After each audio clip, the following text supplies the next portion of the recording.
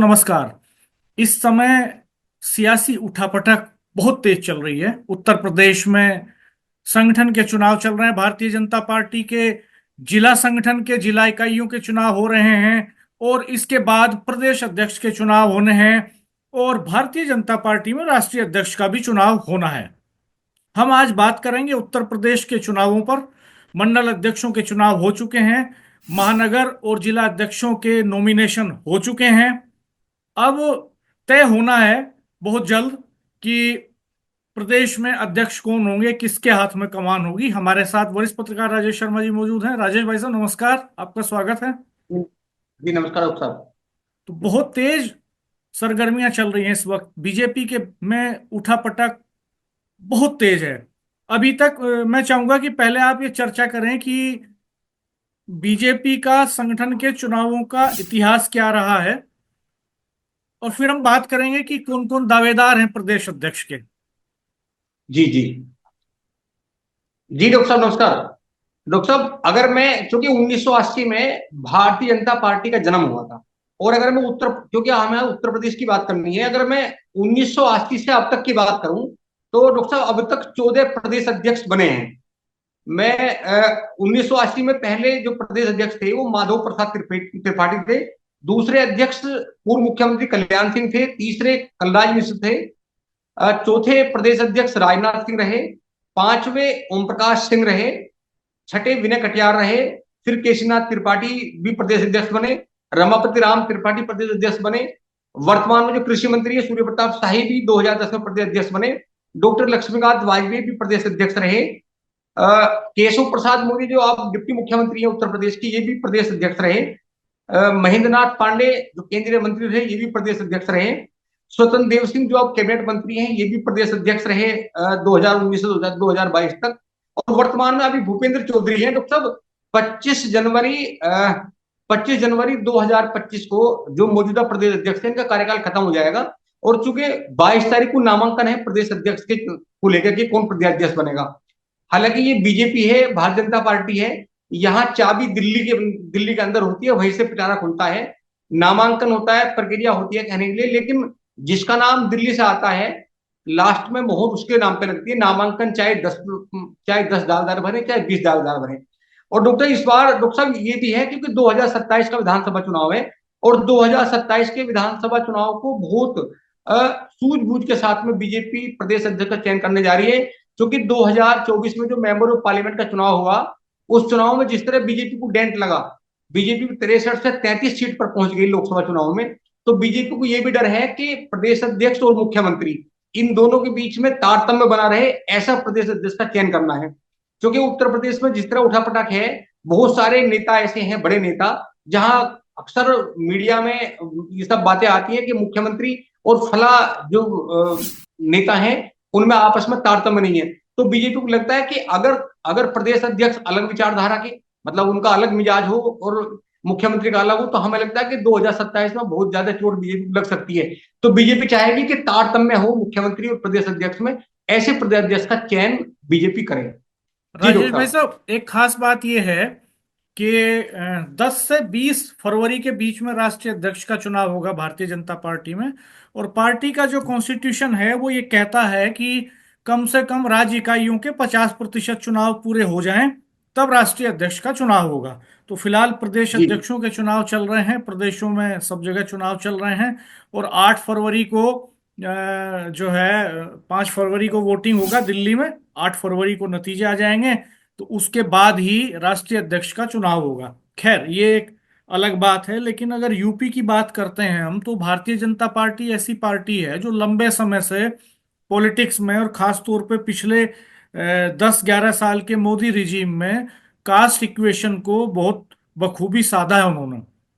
Social engineering जो एक वक्त में जिसकी एक्सपर्ट मायावती कही जाती थी, बहुजन समाज पार्टी की नेता, उसमें अब बीजेपी एक्सपर्ट है और वो एक कॉम्बिनेशन बनाती है। तो मुझे ऐसा लगता है कि उत्तर प्रदेश के अध्यक्ष के चुनाव में कास्ट कॉम्बिनेशन का विशेष ख्याल रखा जाएगा। तो इस तौर पर चूंकि मुख्यमंत्री योगी आदित्यनाथ फॉरवर्ड कास्ट से आते हैं, तो मुझे ये कम उम्मीद लगती है कि उत्तर प्रदेश में भारतीय जनता पार्टी किसी फॉरवर्ड कास्ट के नेता को प्रदेश अध्यक्ष की कमान देगी। हालांकि जो महामंत्री हैं उत्तर प्रदेश के, वो बैकवर्ड कास्ट से ही आते हैं, लेकिन फिर भी मुझे लगता है कि कास्ट कॉम्बिनेशन 2024 के इलेक्शन में भी जाना है, 2027 के विधानसभा इलेक्शन में भी जाना है भारतीय जनता पार्टी को। तो इसलिए मुझे लगता है कि फॉरवर्ड कास्ट की जो दावेदारी है प्रदेश अध्यक्ष के तौर पर, उसमें चाहे ठाकुर हों, खास तौर पर चूंकि ठाकुर खुद है मुख्यमंत्री योगी आदित्यनाथ, तो उनसे बड़ा कोई नेता उस समाज से उत्तर प्रदेश में तो कम से कम नहीं आता है।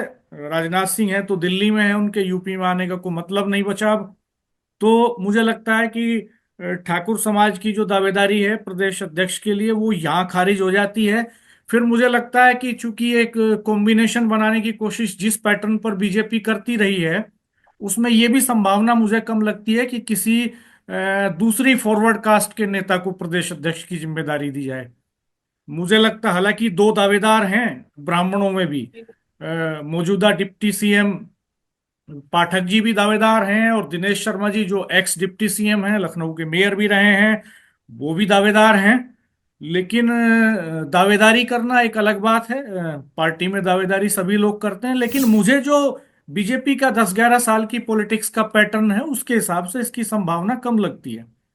अब अगर हम बात करें फिर बैकवर्ड कास्ट में और दलित्स में, तो दो दो रास्ते, दो चीजें लगती हैं कई बार। हालांकि ये बात आती है कि फॉरवर्ड कास्ट में ब्राह्मण को तरजीह दी जानी चाहिए, क्योंकि एक समय था जब यूपी में बीजेपी में सबसे ज्यादा जो कार्यकाल लंबा रहा है वो ब्राह्मण प्रदेश अध्यक्षों का ही रहा है, संख्या में भी सबसे ज्यादा रहे वो अब तक। और ये इस बार तर्क भी दिया जाता है कि ईस्टर्न यूपी की जो पॉलिटिक्स है उसमें एक बड़ा रोल प्ले करते हैं ब्राह्मण, उत्तर प्रदेश में सत्ता बनाने में अहम योगदान उनका रहता है। लेकिन मुझे लगता है कि बीजेपी इस समय फॉरवर्ड कास्ट के बजाय, वो फॉरवर्ड कास्ट तो उनका वोटर है ही, तो वो बैकवर्ड कास्ट और दलित्स को साधने की कोशिश करेगी। तो ऐसे में एक इक्वेशन और आड़े आता है राजेश भाई साहब। जैसे जी आप जो बात कह रहे हैं कि बीजेपी ये कोशिश करेगी कि सत्ता और संगठन के बीच में अच्छा तालमेल रहे, इसकी गुंजाइश अब मुझे कम लगती है, क्योंकि बीजेपी में लीडरशिप टेक ओवर करने का एक इंटरनल स्ट्रगल शुरू हो चुका है।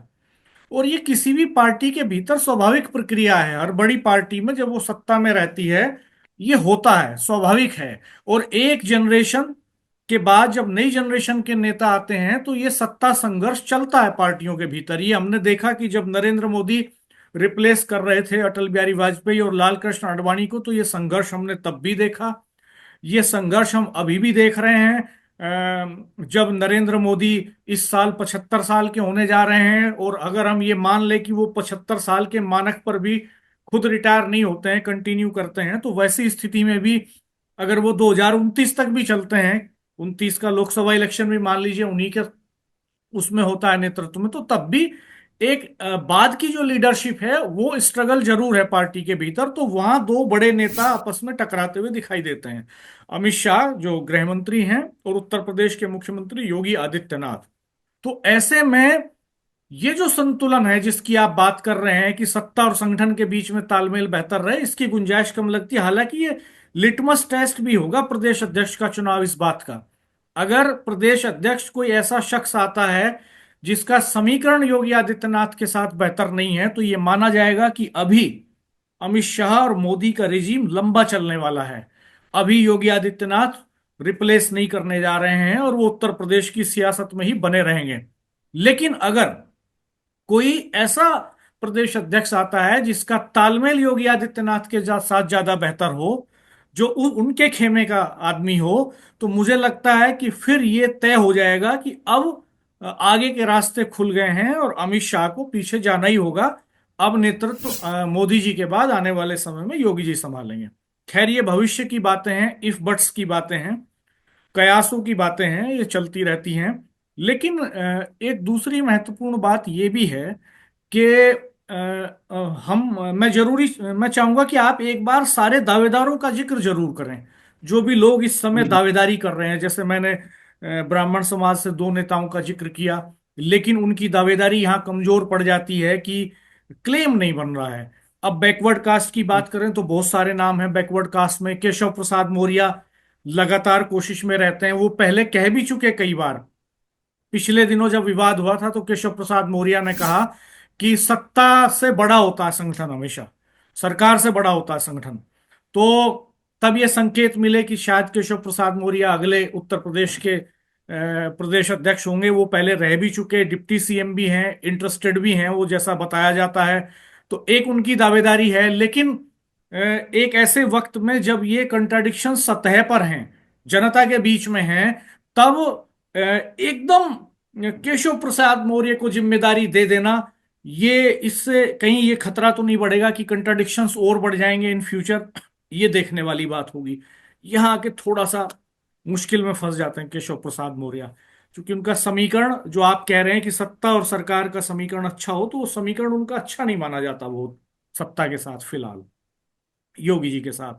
अब पिछड़ों में एक दावेदार भूपेंद्र चौधरी भी हैं, जो अभी के प्रदेश अध्यक्ष हैं। और बीजेपी का ये अतीत रहा है कि वो पूर्व में रिपीट करती रही है प्रदेश अध्यक्षों को। कई प्रदेश अध्यक्ष ऐसे रहे जो दो दो तीन तीन टेन्योर तक भी रहे। तो भूपेंद्र चौधरी ने अपने इस कार्यकाल में, चूंकि वो ये जो सामंजस्य की बात है, कहीं सतह पर नहीं आया भूपेंद्र चौधरी की तरफ से। जिस तरह से कंट्राडिक्शंस केशव प्रसाद मौर्य के साथ सतह पर आए थे, वैसे भूपेंद्र चौधरी के साथ कहीं भी सरकार के, सत्ता के और संगठन के टकराव सतह पर नहीं आए। और ये माना जाता है कि वो दिल्ली के भी करीबी हैं, और वो यहाँ योगी जी के सामने भी दिल्ली की बातें अपने ढंग से रख लेते हैं संगठन में। तो एक उनका क्लेम भी हो सकता है उनको रिपीट किया जाए। एक हम बात करें तो स्वतंत्र देव सिंह पहले रहे हैं प्रदेश में अध्यक्ष, और मंत्री हैं फिलहाल सरकार में। लेकिन ये माना गया बाद में, जो कुर्मी बिरादरी से आते हैं वो, कुर्मियों में एक अच्छा रिप्रेजेंटेशन की जरूरत है भारतीय जनता पार्टी को इस समय, चूंकि वहां जो सोनेलाल पटेल की विरासत संभालती हैं, उनकी बेटी, उनके दामाद, वो भारतीय जनता पार्टी के साथ हैं। ईस्टर्न यूपी में कुर्मियों का एक अच्छा खासा वोट बैंक है। तो ये कोशिश हो सकती है कि कुर्मियों में से किसी को जिम्मेदारी दी जाए। वहां स्वतंत्र देव का नाम सबसे ऊपर उभरता है। लेकिन स्वतंत्र देव यहाँ के कमजोर पड़ जाते हैं कि पिछली बार जब वो प्रदेश अध्यक्ष बने थे तो ये माना गया कि वो दिल्ली की पसंद थे। लेकिन जिस तरह से उनको मुखरता के साथ दिल्ली के पक्ष को ऊपर रखते हुए सत्ता और संगठन के बीच में, सत्ता से संगठन को ऊपर रखना था, वो नहीं रख पाए ज्यादा। वहां सत्ता थोड़ा ऊपर रही, वो योगी जी के सामने उतना मुखर होकर के संगठन को ऊपर नहीं रख पाए। दरअसल एक चुनौती और भी बड़ी है। केशव प्रसाद मौर्य जिस बात को फॉर्मूले में कहते हैं, संकेतों में कहते हैं कि संगठन सत्ता से बड़ा होता है, उसको प्रैक्टिस में दिल्ली की पसंद, अमित शाह की पसंद, मोदी जी की पसंद वो नेता होगा जो वास्तव में इसको धरातल पर लेकर के आए, दिखाई दे कि हाँ, योगी जी के बराबर के कद का कोई शख्स है, कोई नेता है जो प्रदेश अध्यक्ष के तौर पे संगठन को चला रहा है। सैद्धांतिक तौर पे तो ये बात सही होती है कि सत्ता से बड़ा होता है संगठन। लेकिन व्यवहारिक तौर पर योगी जी का कद इस वक्त इतना बड़ा है कि कोई भी प्रदेश अध्यक्ष बीजेपी का आएगा, वो उसका कद उनसे बड़ा होना स्वाभाविक तौर पर संभव नहीं है।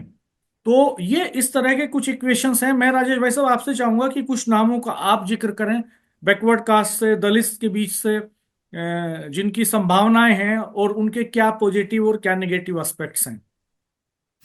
देखिए डॉक्टर साहब, अभी भी ये पब्लिक डोमेन में जो बातें हैं, जो लगातार बातचीत चलती है और सोशल मीडिया पे लगातार चलता है, तो मैं अगर उन नेताओं की बात करूं कि जिन नेताओं को ये कहा जाता है कि वो दिल्ली के अमित शाह के बहुत करीब हैं, उसमें चाहे डिप्टी मुख्यमंत्री केशव प्रसाद मौर्य हो, चाहे अपना दल एस की प्रमुख अनुप्रिया पटेल हो, चाहे निषाद पार्टी के अध्यक्ष संजय निषाद हो, और चाहे ओम प्रकाश जी हो। और आपने देखा होगा डॉक्टर साहब कि अक्सर अक्सर जब भी विवाद होता है, जैसे हम देखते हैं अभी, तो अनुप्रिया पटेल के जो पति हैं आशीष पटेल लगातार मुखर हुए। उन्होंने नाम नहीं लिया, लेकिन वो जिस तरह बार बार दिल्ली की बात करते रहे, तो सीधे मुख्यमंत्री के प्रति मुखर रहे।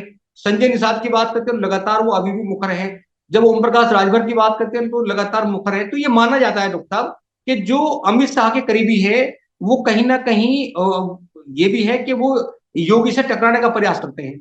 तो हमें लगता है कि ये बात पब्लिक डोमेन में है कि केशव प्रसाद मौर्य चाहते हैं कि वो डिप्टी मुख्यमंत्री का पद छोड़ के उत्तर प्रदेश भाजपा के प्रदेश अध्यक्ष बन जाए। कि अमित शाह चाहते हैं, मोदी जी नहीं चाहते। मोदी जी ये नहीं चाहते कि प्रदेश में दो तरह की विचारधारा के लोग, मतलब सत्ता और संगठन में अलग अलग विचारधारा हो। और अमित शाह इसलिए भी चाहते हैं, ये ऐसा लोग कहते हैं कि अगर ऐसा नहीं होगा तो योगी जी फिर एक तरफा काम करेंगे। तो कहीं ना कहीं उन्हें घेरने के लिए एक लाभी जरूर काम करती है। और जहां तक भूपेंद्र चौधरी का मामला है, तो ऐसा भी कई बार हुआ है कि एक टर्न छोड़ के अगले टर्न में, अब से पहले चाहे 1984 की बात करें, चाहे 1987 की बात करें, प्रदेश अध्यक्ष बदले गए हैं। लेकिन जब से उत्तर प्रदेश में पश्चिम में जयंत चौधरी के साथ बीजेपी का गठबंधन है, तो अब बीजेपी पश्चिम से कम सिक्योर है। तो इसलिए हमें लगता है कि भूपेंद्र चौधरी हो सकता है कि वो डिप्टी मुख्यमंत्री के पद पर चले जाएं, अगर वहां केशव मौर्य हटके या कुछ होता है। लेकिन प्रदेश अध्यक्ष के लिए रिपीट होना, हमें लगता है कि अब शायद भूपेंद्र चौधरी तो रिपीट नहीं होंगे। लेकिन जब हम दलितों की बात करते हैं, जब बीजेपी पीडीए के कॉन्सेप्ट को गिराने की बात करती है, तो हमें लगता है कि जैसे उत्तर प्रदेश में असीम अरुण है, जब दलितों की बात होती है, दलित नेताओं की, तो असीम अरुण है क्योंकि वो भी मंत्री हैं। ब्रजलाल है जो पहले डीजीपी रहे उत्तर प्रदेश के, वो भी बहुत ताकत में है, खुद राष्ट्रपति है। तो अब ऐसे बहुत सारे ताकतवर लीडर, दलित लीडर हैं बीजेपी में। तो हमें लगता है कि बीजेपी दलित चेहरे को तो प्रदेश अध्यक्ष नहीं बनाएगी। और जहां तक ओबीसी वर्ग का मामला है डॉक्टर साहब, तो ओबीसी में चूंकि कल्याण सिंह जी के बाद में सबसे बड़ा चेहरा अगर कोई ओबीसी का है, मतलब कुर्मी चेहरा है, तो इस समय बीएल वर्मा सबसे मजबूत चेहरे हैं। वो ऐसे चेहरे हैं कि वो जब जब चुनाव लड़ते हैं, वो चुनाव भी मजबूत लड़ते हैं और उनकी कुर्मी वोटर में बहुत मजबूत पैठ भी है। स्वतंत्र देव सिंह संगठन के अच्छे हो सकते हैं, लेकिन स्वतंत्र देव जब फील्ड की बात होती है, फील्ड के नेताओं की बात होती है, तो उसमें स्वतंत्र देव पीछे हट जाते हैं बीएल वर्मा के सामने। हालांकि मैं एक बार आप नाम बता दूं, जो ओबीसी वर्ग के हैं, जो नाम दिल्ली गए हैं डॉक्टर साहब, जिनको जो नामांकन के लिए जिन लोगों ने दावा किया है, उसमें ओबीसी वर्ग की बात करें तो इस समय जो कैबिनेट मंत्री हैं और पूर्व प्रदेश अध्यक्ष रहे स्वतंत्र देव सिंह का नाम है। दूसरा बीएल वर्मा का नाम है, वो सांसद भी हैं। तीसरा धर्मपाल सिंह का नाम है, जो इस समय मौजूदा मंत्री भी हैं। अमरपाल मौर्य हैं राज्यसभा सांसद, इनका भी नाम है। प्रकाश पाल जो इस समय क्षेत्रीय अध्यक्ष भी हैं कानपुर क्षेत्र से, उनका नाम भी है। और पूर्व मुख्यमंत्री कल्याण सिंह के बेटे राजवीर सिंह गज्जू भैया का भी नाम है। बाबूराम निषाद का भी नाम है और पूर्व केंद्रीय मंत्री साध्वी निरंजन का नाम है। ये वो नाम है ओबीसी के जो उत्तर प्रदेश के बड़े चेहरे हैं और जिन लोगों ने दावेदारी की है कि वो प्रदेश अध्यक्ष के नामांकन में दावेदारी करेंगे। और अगर मैं दलित वर्ग की बात करूं, तो जो उत्तर प्रदेश में बड़े दलित चेहरा हैं जिनकी इच्छा है कि वो भी दावेदारी करें, इसमें डॉक्टर साहब कौशाम्बी से 2 बार सांसद रहे हैं विनोद सोनकर। कौशाम्बी वही लोकसभा है जहां से राजा भैया आते हैं, तो उस लोकसभा से वो 2 बार सांसद रहे हैं। इधर दूसरे रमाशंकर कठेरिया हैं जो आगरा से, वो भी सांसद रहे हैं 2 बार। तीसरा विद्यासागर सोनकर हैं, वो बीजेपी के संगठन में लगातार बड़े नेता के रूप में रहे हैं। प्रियंका मौर्य हैं और कौशल किशोर पूर्व केंद्रीय मंत्री हैं, जो लखनऊ की भारी सीट से मंत्री भी, वो सांसद थे और वो मंत्री बने हैं। और अगर मैं अब बात करूं जो जो फॉरवर्ड क्लास है डॉक्टर साहब, जो ब्राह्मण वर्ग है, तो इसमें कुछ नाम आए हैं, जिसमें एक नाम आया है पूर्व डिप्टी मुख्यमंत्री दिनेश शर्मा का। दूसरा नाम आया है नोएडा के सांसद हैं महेश शर्मा का। और तीसरा नाम है गोविंद नारायण शुक्ला, जो इस समय प्रदेश महामंत्री भी हैं उत्तर प्रदेश भाजपा में। तीसरा हरीश द्विवेदी है, जो बस्ती से 2 बार सांसद रहे, वो उत्तर प्रदेश के युवा मोर्चे के पहले प्रदेश अध्यक्ष भी रहे, आजकल आसाम राज्य के प्रभारी भी हैं। और चौथा नाम सुब्रत पाठक है, जिसने कन्नौज में डिंपल यादव को हराया था। तो ये जो 4-5 नाम है, इसमें सबसे मजबूत नाम डॉक्टर साहब, सबसे मजबूत नाम है इसमें दिनेश शर्मा का, क्योंकि दिनेश शर्मा डिप्टी मुख्यमंत्री रहे हैं और वो राष्ट्रीय कार्यकारिणी भाजपा में है। जब दिनेश शर्मा की बात होती है तो दिनेश शर्मा बहुत सॉफ्ट नेचर के हैं। उनका ना विवाद दिल्ली से है, ना विवाद उत्तर प्रदेश से है। मतलब योगी और अमित शाह की जो लॉबी है, इनके बीच में सामंजस्य बनाने वाले एकमात्र दिनेश शर्मा है। जहां तक हरीश द्विवेदी का मामला है, तो हरीश द्विवेदी अभी, ये अलग बात है कि 2 बार सांसद रहे, पहले युवा मोर्चे के उत्तर प्रदेश के प्रदेश अध्यक्ष रहे, आजकल वो आसाम के प्रभारी हैं। लेकिन जब उम्र की बात होती है, तजुर्बे की बात होती है, तो उसमें दिनेश शर्मा उससे कहीं आगे जाएंगे। जहां तक सुब्रत पाठक का मामला है, तो सुब्रत पाठक भी दिनेश शर्मा के सामने डाउनफॉल में नजर आएंगे। और मुझे लगता है, जो मेरा अपना आकलन है, मुझे ऐसा लगता है कि डॉक्टर साहब एक वो दौर था उत्तर प्रदेश में जब ब्राह्मण कांग्रेस की तरफ था। 80 का जो दशक था, उसमें ब्राह्मण लगातार कांग्रेस का एक बड़ा वोट बैंक माना जाता था। तो अटल बिहारी वाजपेयी, अडवाणी जब बीजेपी के सर्वोसर्वा थे, उन्होंने माना कि ब्राह्मण वोट कैसे टूटेगा, जो ब्राह्मण वर्ग है कांग्रेस से झिटक कर कैसे बीजेपी में आएगा। तो एक तरफ राम मंदिर का मामला भी था, दूसरा मामला ये था कि जो ब्राह्मण नेता थे, बड़े बड़े कद्दावर नेता, उन्हें उत्तर प्रदेश का प्रदेश अध्यक्ष इसलिए बनाया गया ताकि जो ब्राह्मण वोटर है वो कांग्रेस को छोड़कर बीजेपी की तरफ फरके। ये एक थी भी। और अगर हम पूरे प्रदेश के कार्यकाल की बात करें अब तक की, जब से भाजपा गठन हुआ है, तो मुझे लगता है कि सबसे लंबा कार्यकाल इन 14 प्रदेश अध्यक्षों में, सबसे लंबा कार्यकाल कलराज मिश्र का रहा। एक बार कल्याण सिंह लगातार 6 बार प्रदेश अध्यक्ष रहे और दूसरे टर्म में 2 बार रहे, तो लगभग 8 साल वो अकेले रहे। और वो वही दौर था कि जब बीजेपी ब्राह्मण वर्ग को कांग्रेस से तोड़कर बीजेपी को लाना चाहती थी, और फिर वो अपने मकसद में कामयाब भी हुई। उन्हें पता था कि पूर्वांचल और मध्य का ब्राह्मण बड़ा वोटर है, जब तक ब्राह्मण बीजेपी में नहीं आएगा तब तक बीजेपी सत्ता में नहीं आएगी, और जब ब्राह्मण वर्ग इधर आया तो वो फिर सत्ता में बीजेपी आएगी। दूसरा डॉक्टर साहब, एक बड़ा ये माना जाता है पहले से, जब बीजेपी बनी, जब जब बीजेपी की सत्ता होती है तो ब्राह्मण को उत्तर प्रदेश में मुख्यमंत्री नहीं बनाया जाता, और मुख्यमंत्री नहीं बनता तो इसका कहीं ना कहीं उन्हें मलाल जरूर होता है। तो इसलिए, क्योंकि बड़ा वोट बैंक है ब्राह्मण का उत्तर प्रदेश में, तो इसलिए माना जाता है कि जब जब मुख्यमंत्री नहीं बनता तो प्रदेश अध्यक्ष तीसरी बार कम से कम ब्राह्मण को बीजेपी बनाती है। इसके पीछे की वजह यह है कि कहीं अगर नहीं बनाया गया, उसे लगता है कि उसे ना मुख्यमंत्री बनाया जाता, और अगर प्रदेश अध्यक्ष से वंचित कर दिया तो जो एक बड़ा वोट है बीजेपी का, जो कैडर वोट है, उसका ट्रांसफर होने की चिंता बीजेपी को लगातार रहती है। तो मुझे लगता है डॉक्टर साहब, 2 नाम मेरे नजर में बहुत महत्वपूर्ण है, जिसको लेकर लगातार दिल्ली के दरबार में चर्चा भी हो रही है। एक दिनेश शर्मा है पूर्व डिप्टी मुख्यमंत्री, और दूसरे स्वतंत्र देव बड़ा नाम है, जो उत्तर प्रदेश के प्रदेश अध्यक्ष बन सकते हैं। हालांकि ओबीसी वर्ग में स्वतंत्र देव सिंह के नाम के बाद में बीएल वर्मा बड़ा नाम। जी डॉक्टर साहब।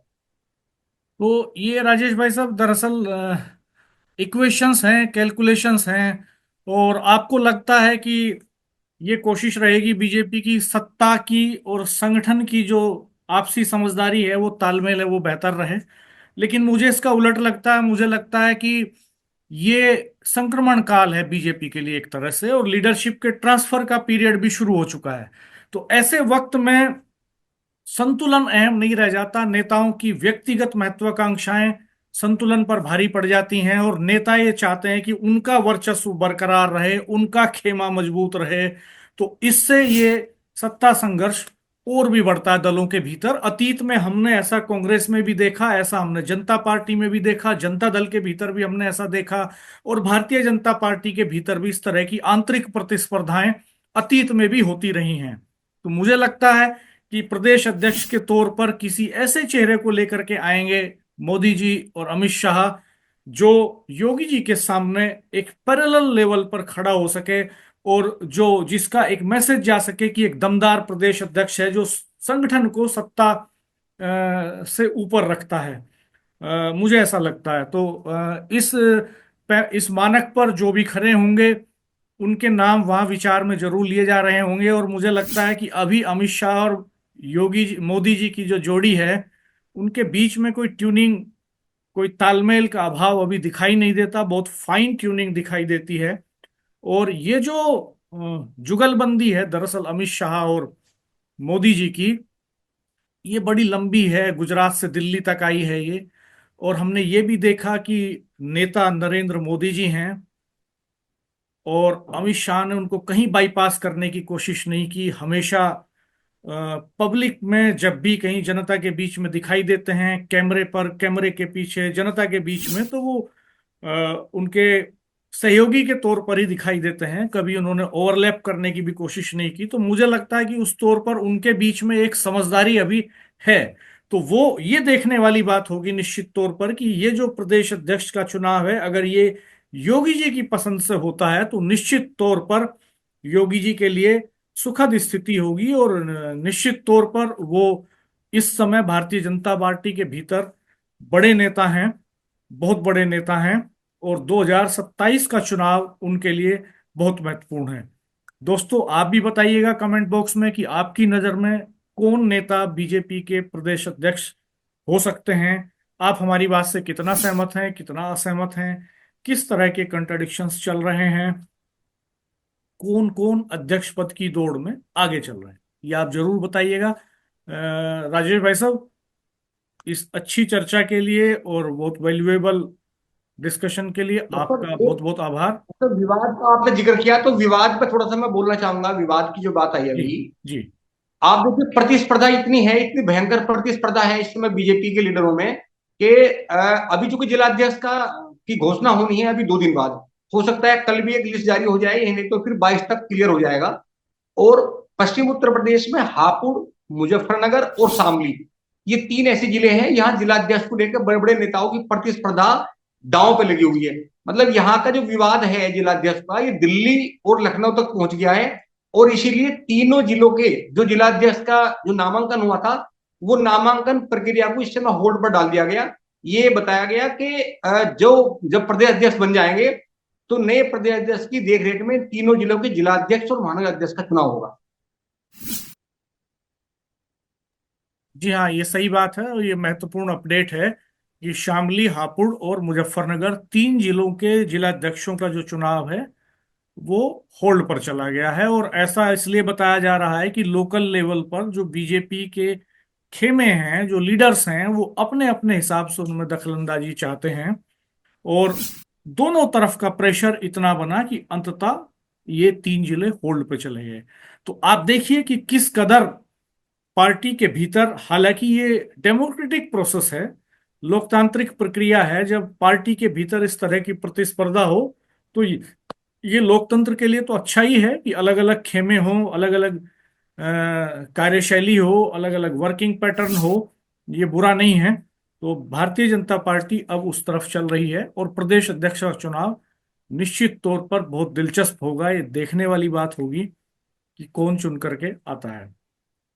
आप हमारे चैनल पर बने रहिएगा, सब्सक्राइब कीजिएगा, बेल आइकन प्रेस कर दीजिएगा, नोटिफिकेशंस ऑन कर दीजिएगा। धन्यवाद। नमस्कार।